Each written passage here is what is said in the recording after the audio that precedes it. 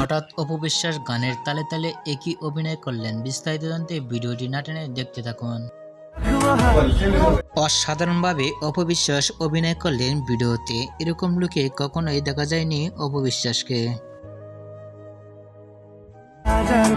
অপু বিশ্বাসকে দেখা যাচ্ছে ভিন্ন ভিন্ন পোশাকে ভিডিও দিয়ে থাকে সোশ্যাল মিডিয়ায় অপু বিশ্বাস।